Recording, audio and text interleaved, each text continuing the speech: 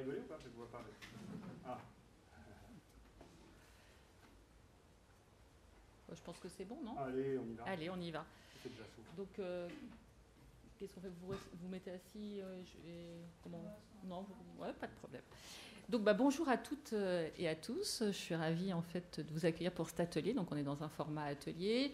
Je suis aux côtés de Caroline Watteau et Sylvain Huguet qui vont se présenter dans quelques minutes au moment de leur prise de parole. Donc, je me présente. Je suis Véronique Torner. Je suis sur 2 casquettes. Dans la vraie vie, je suis la dirigeante d'une société qui s'appelle Altaway, qui est une PME, avec un positionnement sur le numérique responsable. Nous concevons, développons et maintenons des services applicatifs et d'infrastructures sur un triptyque numérique responsable basé sur de l'open source, de l'accessibilité et puis de l'éco-conception. Et puis, j'ai une deuxième casquette. Je suis au conseil d'administration de Syntec Numérique. Syntec Numérique, c'est l'organisation professionnelle qui regroupe les acteurs du numérique, les éditeurs, les sociétés de services et les sociétés de conseil en technologie. Et j'ai le grand plaisir, au sein de ce conseil, d'avoir en charge le programme stratégique sur le numérique responsable. Voilà, donc cet atelier se décompose en 3 parties. Une petite introduction que je vais faire et qui concerne plutôt de resituer le contexte, les grands enjeux numériques et environnement. Et puis je vais laisser la main ensuite à Sylvain. Désolée Caroline, hein, mais Sylvain démarre pour, je dirais, repositionner le pourquoi et puis quelles sont les orientations à prendre en fait, pour s'engager dans une dynamique de numérique responsable, sachant qu'ici nous allons parler sur cet atelier de numérique et environnement. Donc il s'agit de mesurer son empreinte environnementale. Et puis Caroline conclura pour nous dire le comment concrètement on peut mesurer cette empreinte environnementale. Alors, je vérifie que je peux passer au slide suivant. Ça, c'était le sommaire. C'est ça. Hop, voilà.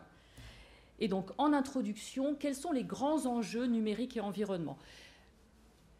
Sur le numérique, je ne vous l'apprends pas aujourd'hui, on est dans un monde où le numérique est omniprésent, une croissance exponentielle des outils numériques, des objets numériques, et puis, vous le voyez bien, dans nos usages quotidiens, aujourd'hui, on ne peut plus se passer de numérique. Ça, c'est le premier constat.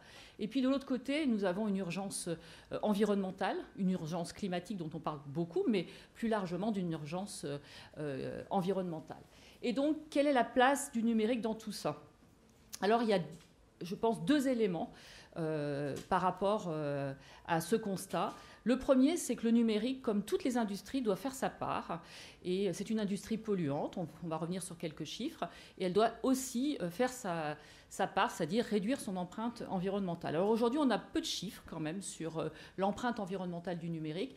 On commence à avoir quelques premiers éléments, c'est plutôt sur la partie carbone.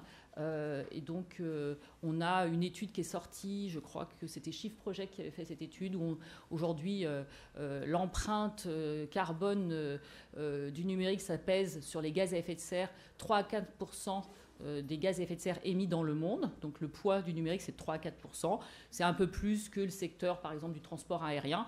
C'est nettement moins, par exemple, que d'autres secteurs, l'agroalimentaire, les bâtiments, la mobilité, évidemment.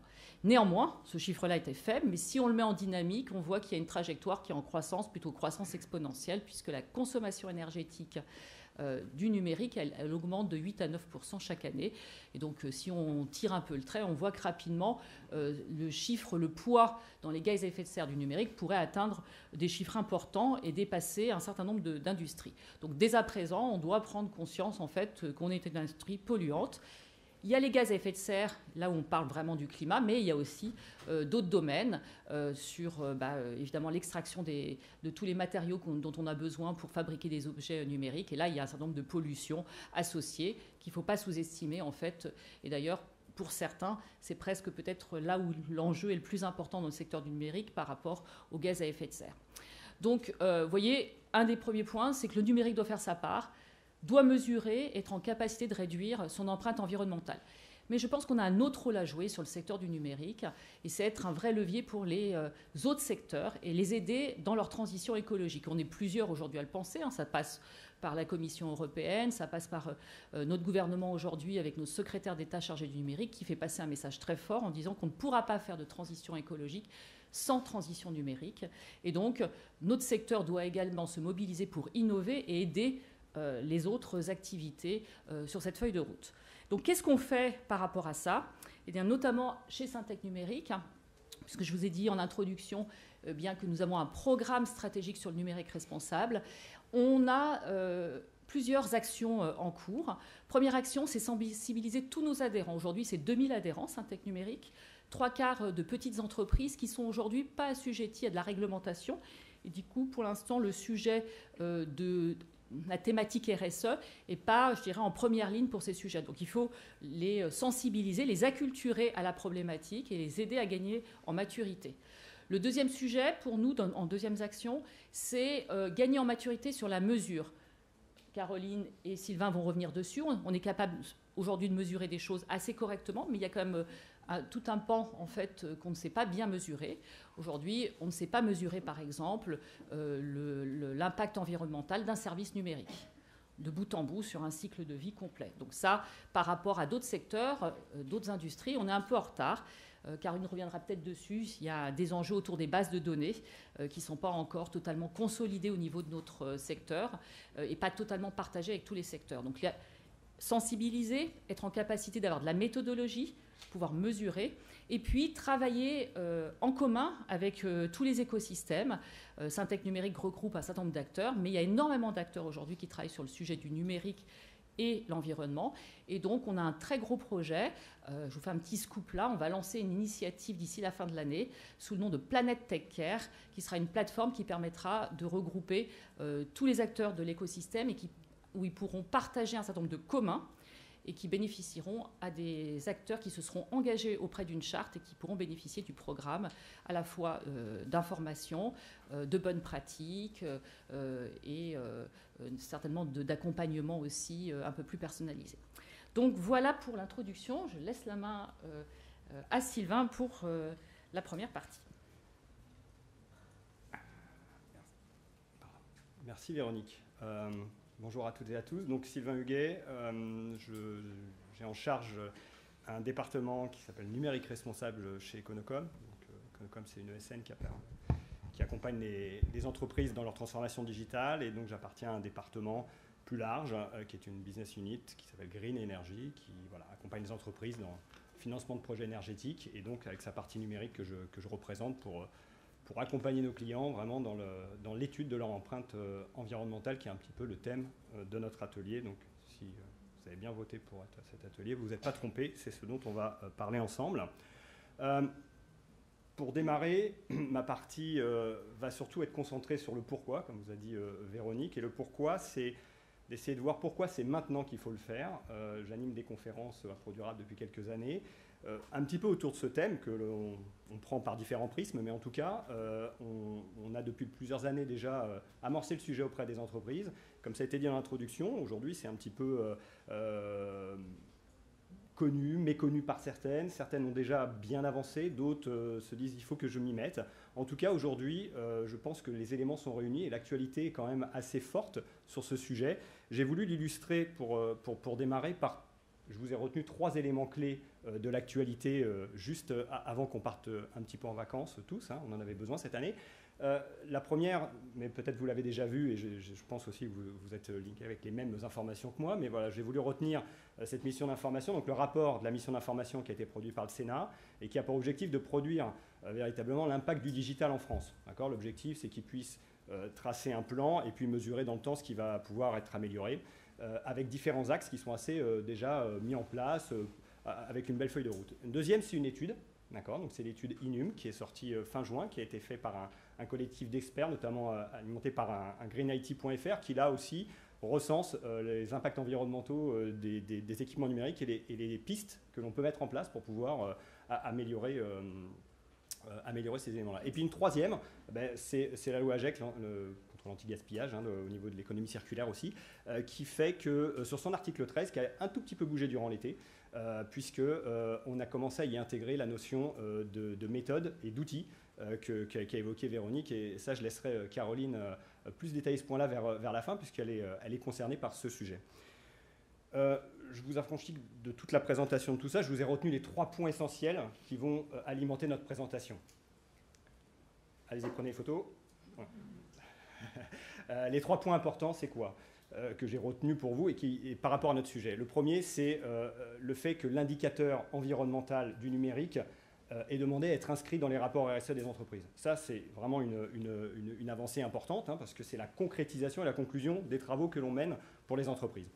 La deuxième, c'est un premier élément pour aider donc, les entreprises à mettre en place, alors notamment là c'est sur les PME et TPE, des crédits d'impôt qui vont effectivement contribuer à l'investissement qu'ils vont pouvoir mettre en place sur les actions suite aux études qu'ils vont pouvoir avoir. Et puis la troisième, c'est disposer d'un cadre méthodologique, ça a été rappelé dans l'introduction, on va aussi le détailler. Alors certes, aujourd'hui, comme le veut l'expression, il y a quelques trous dans la raquette, mais justement, l'offre qu'on va vous présenter et l'approche que l'on a aujourd'hui avec Caroline, c'est d'avoir une offre globale qui permet effectivement d'adresser les projets d'entreprise sur cette thématique et de pouvoir quand même mener un projet complet sur l'analyse de votre empreinte environnementale, de votre système d'information. D'accord ? Donc, il y a encore des choses perfectibles, mais il y a des belles avancées quand même sur le sujet. Et aujourd'hui, vous avez quand même un début de matière pour démarrer, si toutefois, effectivement, aucune action n'a encore été faite, ou si quelques actions ont été faites, vous pouvez toujours repasser par là. Donc, vraiment un côté très, très rassurant sur le sujet. De quoi parle-t-on ? Là, c'est ultra simplifié. Je pense que tout le monde comprend ce qu'est un système d'information et de quoi il est composé. C'est la vulgarisation de quelque chose qui est quand même beaucoup plus complexe. Aujourd'hui, pour pouvoir étudier l'ensemble des parties d'un système d'information, les méthodes existent, certaines, d'autres sont en train de se développer. Le but du jeu, c'est d'essayer d'être le plus homogène possible. À la fin, c'est d'offrir la cartographie la plus complète à nos clients sur l'étude de leur impact environnemental. C'est plutôt, entre guillemets, facile sur de la bureautique, sur des smartphones, parce qu'on a une antériorité importante. Ça devient un petit peu plus complexe, un peu plus technique quand on s'attaque au data center, même si des sociétés comme APL que représente Caroline sont spécialisées sur ces secteurs. Et puis, après, on commence à s'élargir, évidemment, que ce soit le cloud, l'applicatif, etc. L'objectif, c'est vraiment de pouvoir mettre en place un process, et c'est le message en fait que je souhaiterais vous faire passer pendant cet atelier. On raisonne vraiment en mode projet, étape par étape, et essayer de vulgariser un maximum toute cette matière. Donc ça, ce n'est pas à vous de vous en inquiéter. Vous, il va falloir que vous nous la fournissiez. Je vais vous en parler juste après. Mais nous, notre rôle, c'est d'essayer de transformer tout ça pour que vous puissiez après utiliser un simple message qui est demandé aujourd'hui de plus en plus. C'est ce que je viens de dire en introduction. Les directions générales demandent à des directions informatiques, à des directions du numérique, de pouvoir positionner vraiment leur impact et de contribuer à l'effort que va faire l'entreprise elle-même d'une façon globale sur son empreinte. D'accord ? C'est là le but du jeu. Donc au final, qu'est-ce que l'on prône ? On prône déjà une première étape. Je pense que mettre en place plein d'initiatives, il faut le faire. Il ne faut pas forcément commencer par celle dont je parle là. Il y a des initiatives qui ont déjà commencé, il faut les continuer. Mais pour moi, il y en a une qui est quand même essentielle. Il faut savoir un petit peu d'où on part pour savoir ce qu'on va mettre en place. Donc si vous voulez cadencer une stratégie vraiment bien cadrée, avec un certain nombre d'étapes bien suivies, je pense qu'il faut déjà photographier ce que vous avez dans votre parc. Ça paraît simple, mais je peux vous assurer que quand on décortique un système d'information, il y a beaucoup de choses, et beaucoup de choses qu'on ne connaît pas, qui consomment beaucoup. D'accord ? Donc l'idée, c'est véritablement de faire une photo, de démarrer, de savoir d'où on part, de mettre en place des actions très précises pour chacune des parties du système d'information que je viens de citer précédemment. D'accord ? On ne fait pas la même chose en termes d'action sur un data center que sur un renouvellement d'un parc bureautique. D'accord ? Donc l'idée, c'est de pouvoir harmoniser au maximum et d'avoir un plan global avec des indicateurs et puis de pouvoir le suivre dans le temps et surtout de le mesurer. Parce que ça va être une opération qu'on va pouvoir suivre, répéter pour pouvoir évidemment voir les évolutions que vous allez faire. Alors souvent, la première fois, quand on la réalise, on a tout de suite des actions à mettre en place et on sait qu'on va pouvoir annoncer des beaux chiffres en externe en disant voilà, X% de réduction possible. Il va falloir le tenir dans le temps, d'accord ? Et puis continuer les améliorations au fur et à mesure et monter en maturité. C'est ça le but du jeu. Sur quoi on va s'atteler à travailler au niveau de la méthode sur laquelle on va rentrer dans le détail avec un petit peu de mon côté, puis après Caroline sur sa partie. On parle bien d'essayer déjà de couvrir le scope du cycle de vie des équipements. D'accord ? Donc ça, c'est important. Aujourd'hui, l'offre dont je m'occupe a la possibilité effectivement d'adresser un projet de A à Z sur cette partie-là, d'accord ? Avec la possibilité effectivement d'adresser du pôle fabrication au pôle usage et au pôle fin de vie, fin de cycle. Je préfère fin de cycle, c'est mieux. Donc les 3 grandes étapes du cycle de vie. Et puis, vous le voyez, on s'attelle vraiment à sortir des indicateurs énergétiques et environnementaux, vraiment liés autant à la fabrication qu'à la livraison des dits matériels, qu'à l'utilisation qui en sont faits par les collaborateurs, jusqu'à après tout le pôle de renouvellement à la fin de vie. Et donc, ça va faire intervenir une multitude de projets, d'accord, qui vont pouvoir émaner des résultats que l'on va produire. On va agir, vous voyez ici, je vous ai donné quelques exemples, mais vous allez agir sur le renouvellement de vos terminaux quand on est dans les phases de fabrication, qui, je le rappelle, est le poste qui pèse le plus dans nos études, quand on parle de la partie bureautique notamment, d'accord. On va agir sur les usages auprès des utilisateurs, la sensibilisation auprès des utilisateurs, au niveau de la consommation énergétique quand on est dans l'usage, et aussi sur les achats, d'accord, le renouvellement matériel, les achats. Et puis sur le dernier, on va être sur la partie réemploi ou réparation de matériel, ou en tout cas recyclage. Voilà, tous ces postes-là doivent être parfaitement identifiés, et on va pouvoir délivrer un certain nombre d'indicateurs par rapport à ces différents postes. L'objectif de mettre en place ce projet, si je me projette un petit peu quelques étapes plus loin, quand on a déjà démarré toutes ces étapes-là, la finalité aujourd'hui, c'est d'aller jusqu'à l'éco-conception des services et des produits, d'accord, donc des services numériques. C'est exactement ce qu'évoquait Véronique. Donc là, on a encore du chemin pour véritablement maîtriser ce bout d'objectif, si vous voulez, de fin de projet, même si aujourd'hui, on a beaucoup de travaux qui sont déjà mis en place, des méthodes, on a de la matière, on sait déjà répondre, on a déjà répondu à des projets sur ces points-là. Mais voilà, aujourd'hui, c'est de le mettre en capacité industrielle, et c'est la raison pour laquelle je reviens sur le message de tout à l'heure. Pour moi, la première étape, c'est déjà au moins de savoir d'où on part pour pouvoir arriver à cette finalité. Les outils, ben, il n'y en a pas. On a 2 méthodes et 2 outils aujourd'hui pour je dirais, matérialiser ce que je viens de vous expliquer en introduction. La première, c'est axé sur l'usage. Donc, on a développé au sein d'Econocom une solution et une méthodologie qui existe depuis, qui rentre déjà dans sa 6e année. Donc, toute une base qui a été développée avec des calculs très précis sur la possibilité d'évaluer les consommations énergétiques en milieu professionnel de tous les équipements d'un système d'information. D'accord ? Donc l'idée, c'est de sortir véritablement la cartographie kilowatt de ce que consomme tout votre SI, avec les 4 parties que je vous évoquais tout à l'heure.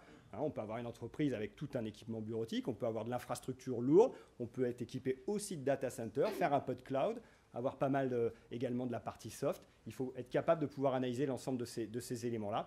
Donc on se positionne là-dessus, et je vous donnerai quelques exemples pour finir avant de passer la parole, mais l'idée ici, c'est véritablement de pouvoir axer sur le poste usage, hein, qui est celui du milieu, je vous le rappelle, dans le cycle de vie, pour vraiment mettre en place les impacts énergétiques et environnementaux, puisqu'on donne les équivalents CO2. Alors, le CO2, ça va être le lien entre tous les indicateurs qu'on va pouvoir produire sur les différentes étapes du cycle de vie. Donc, ce qui permet au final de pouvoir afficher véritablement le CO2 que dégage votre système d'information. C'est à ça qu'on doit arriver, qu'on doit expliquer et qu'on doit aussi vulgariser au maximum. En tout cas, c'est la finalité qu'on demande. On essaye de marketer tous ces aspects-là pour que on ne vous embête pas avec toutes les centaines de data qu'il peut y avoir derrière à gérer. C'est pas le plus passionnant de la partie. Donc, on vous affranchit de ça et on vous donne vraiment que les éléments sympas. Et on le complète avec les 2 autres étapes sur la partie analyse de cycle de vie.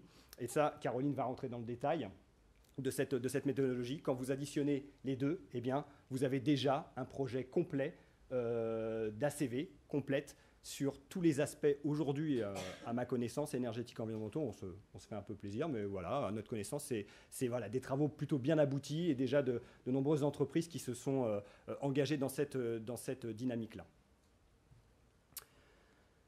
Un mot sur comment on travaille, très simplement, pour rassurer aussi sur cette façon de délivrer. Aujourd'hui, on peut démarrer des projets très rapidement, produire des résultats aussi très rapidement, parce qu'on est aussi cadencé avec les rythmes de communication des entreprises. Hein. Il y a des rapports RSE, il y a des comités de direction, il y a beaucoup d'éléments qui rentrent en ligne de compte, donc on essaye de pouvoir s'atteler à ça. Donc l'idée, c'est de pouvoir récupérer des informations via des fichiers, très simplement, des fichiers d'inventaire classiques, et à partir de ça, eh bien, nous, on travaille avec cette matière brute, on la transforme dans des fichiers spécifiques, on rentre dans nos calculateurs, c'est ce que je vous expliquais tout à l'heure, ça sort tous les résultats, et après, on travaille pour produire tous ces éléments et derrière, commencer à élaborer avec vous, je dirais, la partie plan d'action, suivi, projet, accompagnement. Et c'est là où on démarre une collaboration qui parfois dure plusieurs mois et plusieurs années selon le niveau de maturité que vous souhaitez mettre en place, jusqu'à quel niveau de maturité vous souhaitez aller. Et donc produire tous ces résultats, encore une fois, de la façon la plus homogène possible.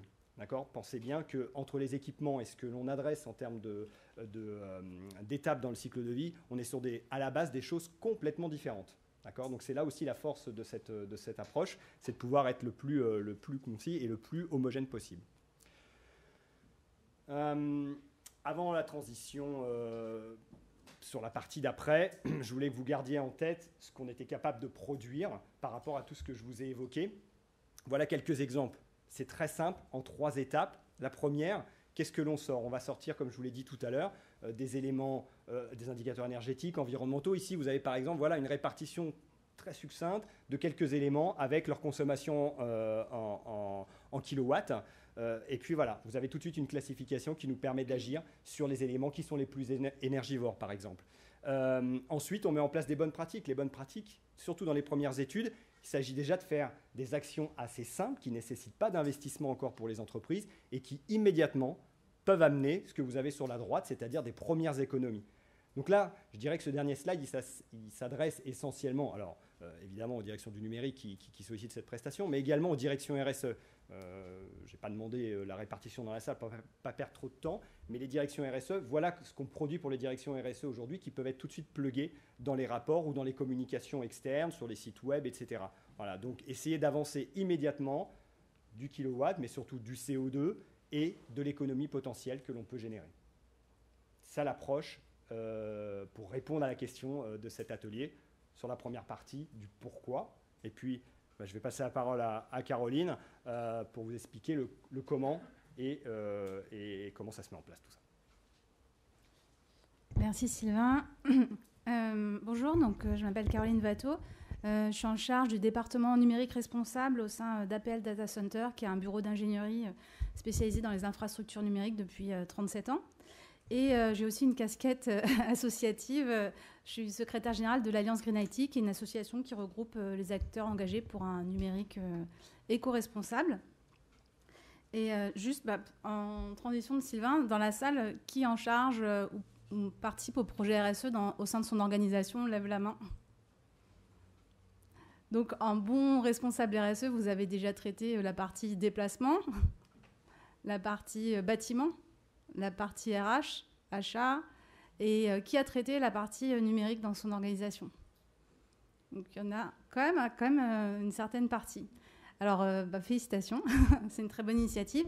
Alors pourquoi aujourd'hui les directions et directions RSE s'intéressent de plus en plus au sujet du numérique ? D'une part, c'est lié aussi à la transition digitale des organisations. Historiquement, le département, on disait avant, le département informatique, c'était l'équipe qui était à la cave et qui on appelait quand le PC ne marchait pas. Donc, ils étaient plutôt fournisseurs de services pour les collaborateurs. Et, tandis qu'aujourd'hui, en fait, l'ensemble de la DSI, donc, qui va déployer des services, participer à la transition digitale des organisations, ils sont devenus au cœur du développement économique de l'activité des organisations publiques, des organisations privées. Et or, le secteur numérique est de plus en plus challengé sur ses impacts environnementaux et sociaux. Par ailleurs, il y a aussi une notion d'attractivité des collaborateurs. On voit que les jeunes collaborateurs qui arrivent sur le marché et qui vont travailler dans ces départements, ils sont très avides de valeurs, d'être en cohérence avec, on voit avec tous les engagements des étudiants qu'il y a pu avoir ces derniers mois. En fait, ils sont très avides d'avoir une cohérence entre leurs engagements personnels et leur activité professionnelle. Or, quand on développe des programmes ou qu'on fait du cloud, le lien était difficile à trouver. Donc, aujourd'hui, une grosse partie des directions d'entreprise et des organisations RSE voient plutôt le digital comme étant un levier de développement de l'entreprise, mais un levier de développement qui soit durable. Donc, il faut arriver à concilier la transition digitale et la transition environnementale et durable. Or, en fait, pour atteindre cet objectif, on est confronté à 2 problèmes. Le problème qu'on va traiter là, c'est celui de la mesure. Et l'autre problème, c'est celui de la croissance. C'est-à-dire que dans le cadre où la majeure partie des organisations ont des objectifs de réduction des consommations d'énergie, de réduction des émissions de gaz à effet de serre, de neutralité carbone, ce qu'on constate, c'est que la partie informatique ne fait qu'augmenter. Parce qu'aussi, il y a de plus en plus d'usages, de plus en plus de besoins. Et forcément, il faut arriver à trouver, à appréhender avec des métriques l'évolution de l'impact au regard de l'évolution de l'activité. Et donc, c'est là que rentre en jeu le sujet de la mesure. Hop. Alors, comment est-ce qu'on mesure les impacts environnementaux du système d'information ? Je dirais, comme l'a expliqué Sylvain, le système d'information, c'est un ensemble de briques. Donc il faut déjà définir quelles sont les briques, des postes de travail, des écrans, des PC portables, des docking stations, des serveurs, des switches, toute l'informatique qui va être dans le data center, mais aussi tout ce qui va être lié à la mobilité, les tablettes, les objets qui sont connectés dans les véhicules pour les personnes en mobilité.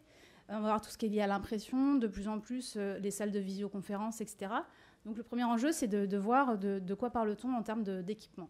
Et après, sur la partie méthode, la méthode qui nous semble la plus appropriée, c'est celle de l'analyse de cycle de vie, qui est une méthode qui est standardisée par les normes ISO 14040, ISO 14044, et qui permet d'appréhender les impacts environnementaux. Donc c'est une étude qui est multicritère, c'est-à-dire qu'on ne va pas uniquement se focaliser sur les impacts émissions de gaz à effet de serre, mais être sur une approche avec consommation d'eau sur tout le cycle de vie, épuisement des ressources naturelles, consommation d'énergie primaire, et en intégrant, donc c'est une méthode qui est multi-indicateur, qui est aussi multi-étape, c'est-à-dire que pour chaque composant, on prend à la fois l'impact de la fabrication, de son utilisation et de sa fin de vie. Et on voit que sur le numérique, on ne peut pas faire l'abstraction de l'étape de fabrication, comme l'a expliqué Sylvain. Et c'est une étape qui est multi-composant, c'est-à-dire qu'on va adresser des systèmes qui sont complexes. Parce que finalement, on peut parler de la partie data center, mais je dirais que la partie data center, elle est centralisée. On arrive à avoir des inventaires d'équipements, des consommations d'énergie, au regard de toute l'informatique qui va être dans les bureaux, qui va être dispersée. Ça va être beaucoup plus complexe à mesurer.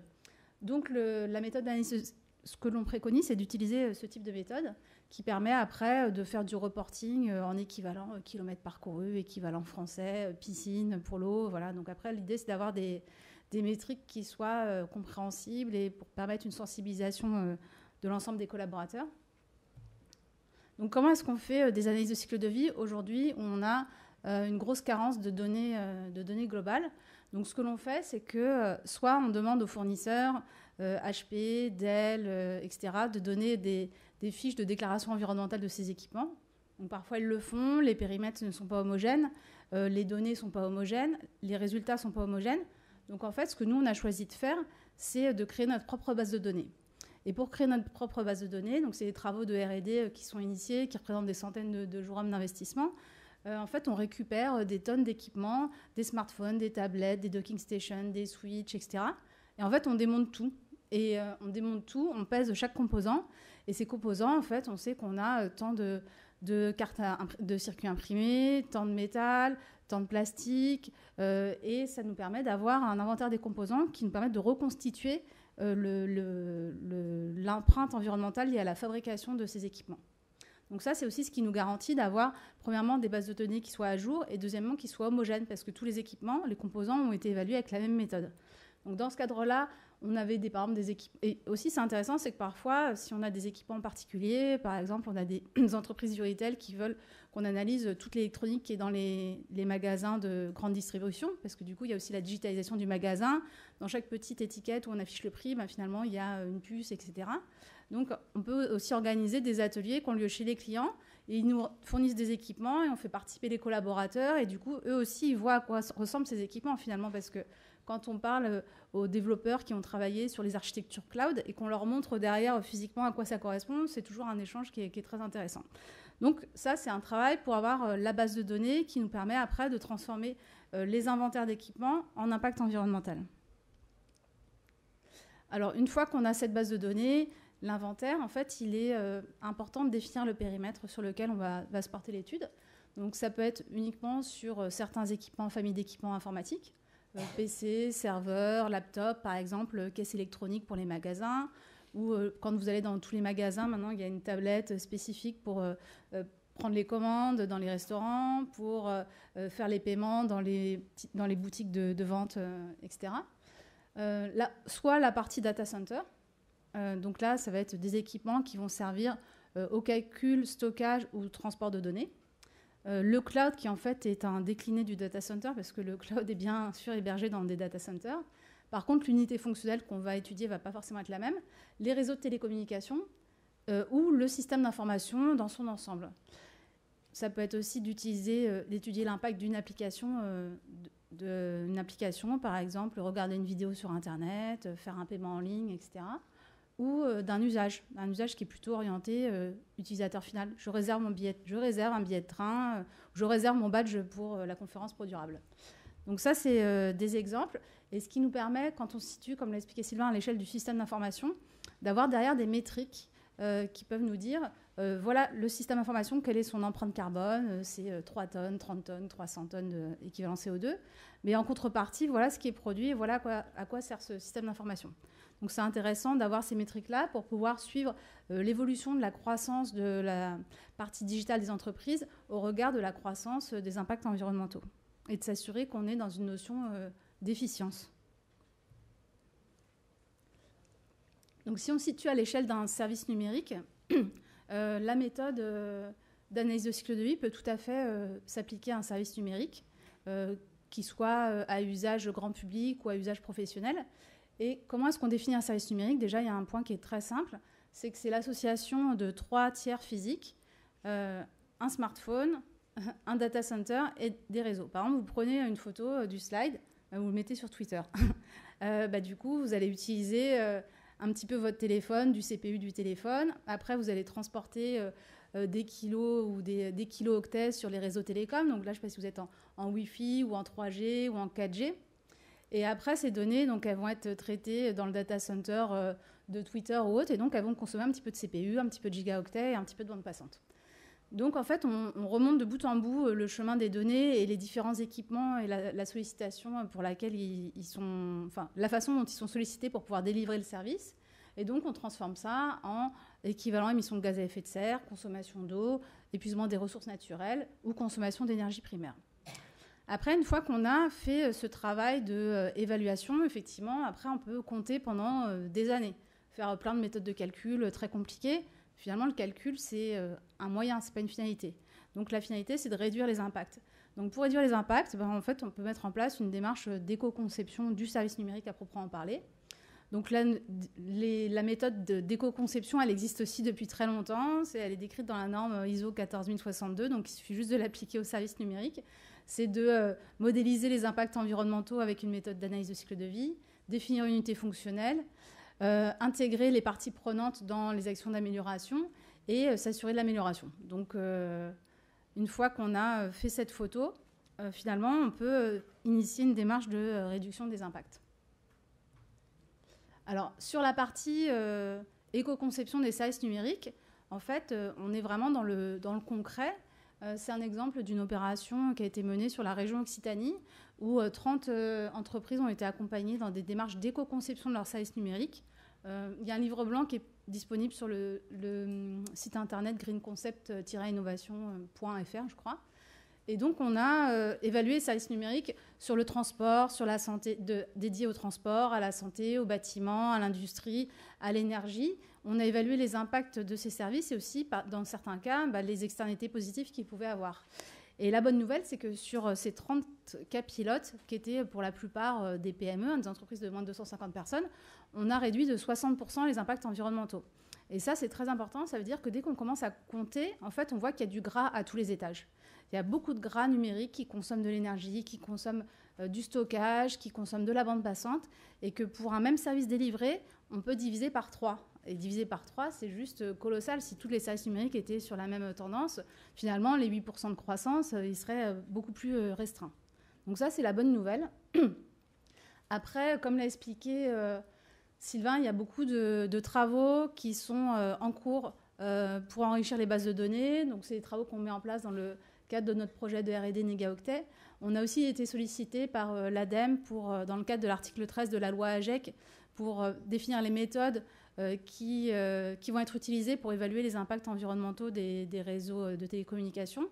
Parce qu'à horizon janvier 2022, tous les fournisseurs d'accès Internet Donc Orange, Bouygues, SFR, tous les grands opérateurs télécoms, et peut-être vont être soumis aussi tous les Darty, Banque, La Poste qui proposent des accès Internet, de fournir comme information aux consommateurs le volume de data consommé et l'impact en termes d'émissions de gaz à effet de serre associés.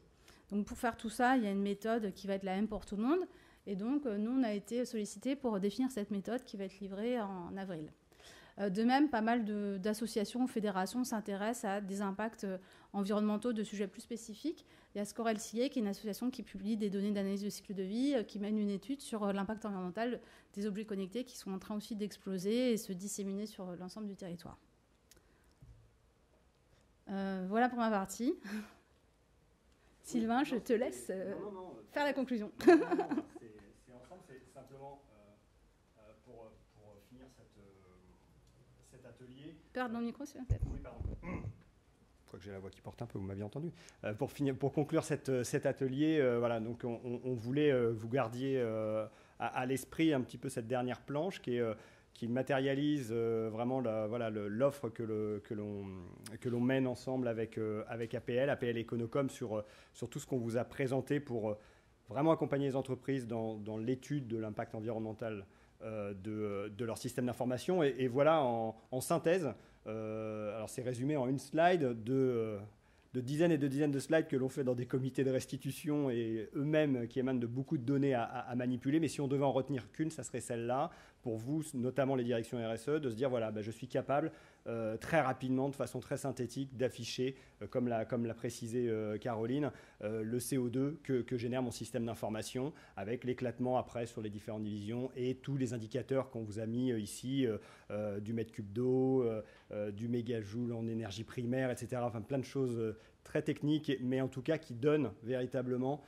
tout ce que l'on utilise aujourd'hui et ce qui est nécessaire à utiliser pour construire un PC, pour l'utiliser et pour mettre tout ça en place. Voilà, donc ça en revient à l'introduction et n'oubliez pas l'impact qu'a le numérique sur les gaz à effet de serre. Voilà comment on peut agir, c'est déjà de savoir ce que l'on a et puis ensuite mettre en place l'ensemble de ces actions.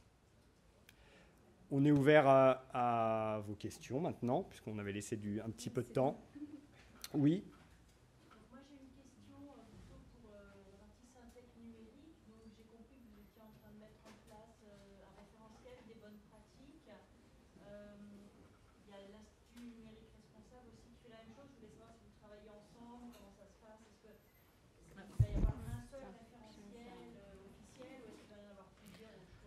Alors, l'objectif à un moment donné, c'est quand même fédérer les initiatives. Alors, l'Institut numérique responsable aujourd'hui travaille plutôt avec les entreprises utilisatrices du numérique. Syntec Numérique, nous, on est dans un écosystème des acteurs qui fabriquent le numérique. Donc, évidemment, on se parle et l'initiative dont je vous parlais à l'instant, qui était Planète Tech Care, regroupera notamment en fait des acteurs comme l'INR pour évidemment qu'on partage des communs autour de ce sujet-là. Vous l'avez vu, il est complexe. Il y a encore des trous dans la raquette et il y a des gros enjeux. Caroline a bien décrit sur les bases de données.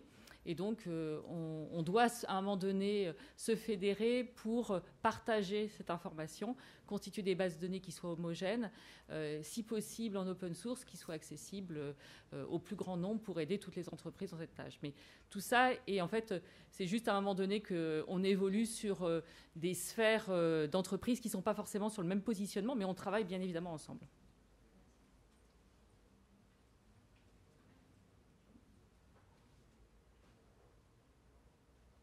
D'autres questions ? Oui.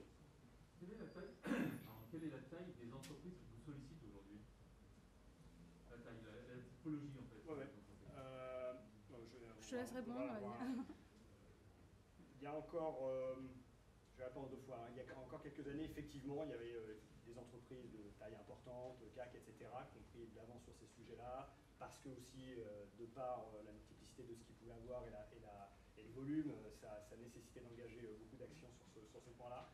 Honnêtement, depuis 12 mois, sur ces 12 derniers mois, on est largement descendu. Et aujourd'hui, honnêtement, toutes les entreprises, Cause PME, et ça continue sur la société du CAC évidemment, mais ça descend. Et là, je dirais que toutes les entreprises qu'on détaille avec 500 collaborateurs sont dans cette dynamique-là.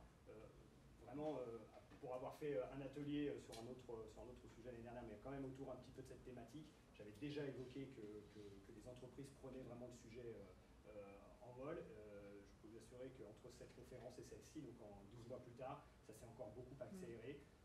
Pour revenir vraiment aux éléments qu'on a précisés. Donc aujourd'hui, pour répondre concrètement, toute entreprise, tout secteur, là pour le coup il n'y a pas de secteur, c'est plutôt un peu une volumétrie, mais parce que voilà, il faut quand même une DSI, si on est une toute petite TPE, c'est plus compliqué, bien que Alterway, dont sa présidente et sa cofondatrice et Véronique, nous sollicite également pour mener ces actions. Donc je pense qu'il y a deux facteurs. Il y a effectivement la taille d'entreprise, mais il y a aussi après la volonté de la direction et de l'entreprise de vouloir s'afficher sur cette thématique-là. C'est une logique pour Véronique parce qu'effectivement elle est aussi partie prenante dans le sujet, mais il y a d'autres sociétés qui souhaitent, bien qu'elles aient une taille plus petite que ça, de pouvoir adresser ce sujet-là. Tout le monde est bienvenu. En tout cas, ça s'applique pour tout le monde. Si c'était ça le fond de la question, ça s'applique pour tous. Oui. Comment faites-vous pour récupérer les données une fois que vous avez listé l'ensemble des équipements que vous entreprises? Typiquement, un ordinateur qui est éteint toute la journée, de façon pour autant s'il est allumé toute la journée, vous avez tous les logs d'utilisation de chaque équipement pour faire les calculs. Alors, je réponds aussi. Oui, vas-y.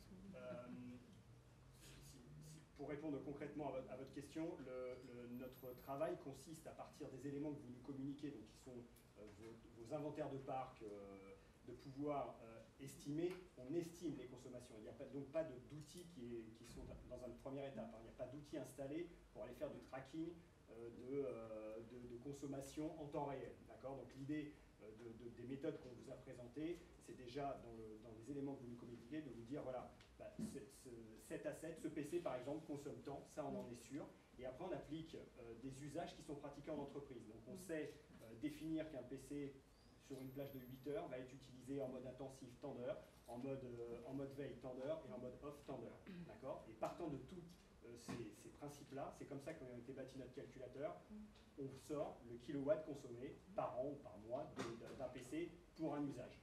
Ensuite, si l'entreprise nous dit, bah oui, mais attendez, nous on a telle consommation, ou alors on a tel profil utilisateur, etc., eh bien on va appliquer des coefficients d'abattement qui vont permettre effectivement de pouvoir agir sur ces points-là.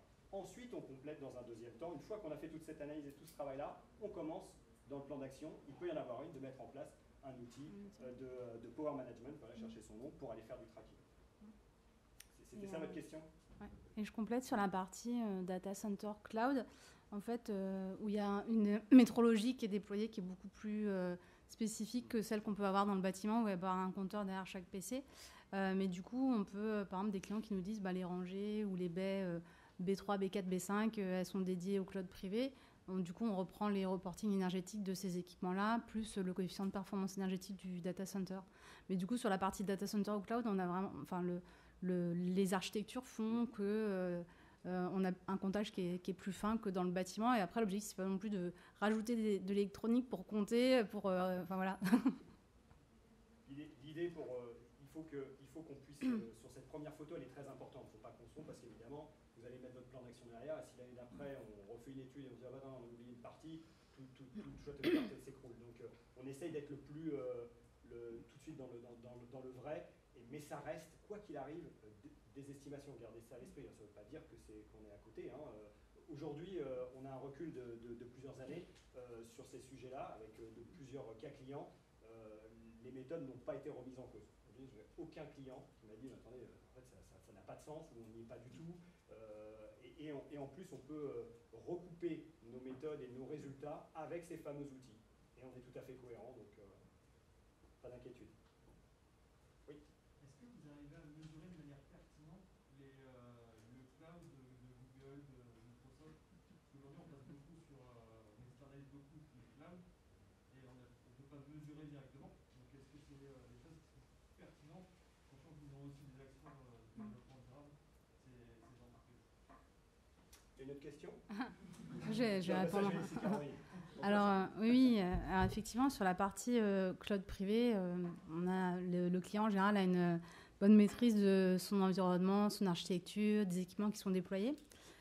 Du coup, par contre, on a plusieurs études en cours là, sur comparer les impacts de la migration du cloud privé vers le cloud public. Donc on a en discussion avec plusieurs GAFA sur voir quelles sont les données qu'ils peuvent transmettre, sous quel format. Et dans tous les cas, après, on arrive aussi à reconstruire avec des hypothèses par défaut des architectures de cloud public. Mais effectivement, on n'a pas le même niveau de précision en termes de données sur ces architectures. Par contre, on a déjà fait aussi des architectures sur du cloud public, enfin des études sur du cloud public. Du coup, ça nous permet, avec des éléments de benchmark et de consommation, de retracer ça. Mais je suis d'accord avec vous que c'est avec un niveau de précision qui est moins important. Peut-être juste compléter. Les acteurs dont on parle sont membres également de Syntec Numérique et du coup, il y a un travail qui est fait chez Syntec Numérique pour essayer de faire évoluer ces acteurs-là pour être en capacité d'avoir une mesure précise. Mais aujourd'hui, la réponse est non, on n'est pas en capacité d'avoir une mesure suffisamment précise sur ces IaaS publics. On a le temps de prendre encore une petite question. C'est très chronométré, après le rapport. Une dernière ? Il y a une question là. On vous a vu. Juste pour savoir, là, par exemple, l'utilisation de données, elle est splittée dans les trois grandes catégories qu'on voit, fabrication. Par exemple, il y a la fabrication des serveurs dedans, il y a l'utilisation énergétique des serveurs dans l'utilisation et il y a leur démantèlement d'incendie. Absolument. Ah, okay, C'est comme ça qui s'interprète effectivement. C'est pour chaque typologie d'équipement que vous avez sur la gauche, c'est l'éclatement en termes d'indicateurs que vous retrouvez sur les différents postes. Et ça, c'est, je vous remercie, vous me permettez de faire vraiment la conclusion pour cet atelier. C'est vraiment la promesse, en tout cas d'offre que l'on fait aujourd'hui, de pouvoir adresser sur un ensemble de scopes d'un système d'information, de tous ces équipements, pouvoir vraiment tracer sur les différentes étapes tous les indicateurs que vous avez ici. Voilà, donc vous retrouvez bien effectivement pour tout. Et donc on peut faire un graphique un peu transversal à celui-là où on voit l'impact relatif des équipements versus l'utilisation de données. On fait plein de graphiques. Et pour une boîte de cette taille, ce serait quoi l'impact numéro 1 là, dans ce cas d'étude juste, par exemple, sur les transports, comme vous avez dit, dès qu'on fait de la RSE, ça y est, maintenant on sait, l'avion, ça écrase tout. On a ces ordres de grandeur en tête. Même si la slide sont des chiffres un petit peu factices pour le produit, ils sont à peu près corrects. Donc, ils sont cohérents, je veux dire. C'est-à-dire que pour une taille de 10 000 là, que vous avez ici, alors il y a plein de paramètres qui rentrent en ligne de compte. Hein, je ne sais pas vous dire sur lequel on a repris, mais vous retrouvez ici les 8 centaines qui sont affichés au milieu correspondent à ce que ça pourrait être pour une entreprise de cette taille-là. Alors après, dans le détail, après votre question, c'est dans le détail pour un c'est quoi la élément grosse spécifique. masse, quoi? Est-ce qu'il y a quelque chose qui prend la moitié des 800 tonnes après, tout se redécoupe. Alors là, comme je vous l'ai dit, c'est une synthèse. Après, derrière, vous avez le détail de tout ça. C'est-à-dire que dans la partie fabrication, on va redécouper. Après, c'est redécoupé par typologie d'équipement et par univers, etc. Donc oui, l'étude complète. Mais là, j'avais pas trop de temps pour tout vous remettre. Mais l'étude complète, elle vous donne vraiment tous les éléments. Et après, le but du jeu, c'est de pouvoir se dire, ok, je vais peut-être axer sur le renouvellement de mes PC, voilà ce que je vais faire. Sur ma partie data center, voilà quelle action je vais pouvoir mener. Donc c'est vraiment ce principe-là, donc on est bien d'accord. Là, c'est vraiment la synthèse finale de se dire, si je suis responsable RSE, si je devais prendre l'élément pour le mettre dans mon rapport, qu'est-ce que je prends? Vous pourriez prendre ça. C'est déjà pas mal. C'est déjà bien. Pour ceux qui n'ont pas encore communiqué sur le sujet, c'est déjà bien pour démarrer, je trouve. Parfait. On est en time. Alors, une petite question, allez-y. C'est juste 60% de réduction sur la région Occitanie. Oui. Est-ce que ça s'appliquerait aussi sur un modèle comme ça Alors, les 60%, c'était sur des usages, en fait, des services numériques, que là, on est sur un système d'information. Du coup, en fait, c'est sur un logiciel ou une application. Mais du coup, c'est les mêmes méthodes de calcul, en fait. Mais oui. Les pourcentages sont variables. Oui. Et par contre, il y a dans le rapport, le livre blanc qui est sur le site, il doit être sur le site d'APL ou sinon regarder sur le site Green Concept-Innovation. Il y a pas mal de résultats sur la répartition des impacts. Par exemple, on voit que dès qu'il y a des objets connectés, ça écrase tout. Enfin voilà, il y a pas mal de résultats qui sont présentés. Oui. Alors ça, on l'a fait. Si vous voulez prendre une dernière photo, vous pouvez prendre celle-là. Sylvain Donc, Huguet. Vous écrire. Voilà, donc qu'une adresse pour ne pas démultiplier, mais vous inquiétez pas, nous sommes associés sur ces projets, donc vous contactez Caroline aussi en direct, vous pouvez, mais voilà, si vous voulez nous adresser en tout cas d'autres questions, des demandes, n'hésitez pas. On vous remercie voilà, déjà d'être présent pour demain. Merci d'être venu à cet atelier et puis d'avoir tenu parce que c'est l'heure la plus difficile. Il fait chaud en plus. Les déjeuners, je sais que c'est très très compliqué. Merci à Véronique et Caroline pour voilà, nous avoir accompagnés avec Econocom sur cet atelier. Et bon après-midi.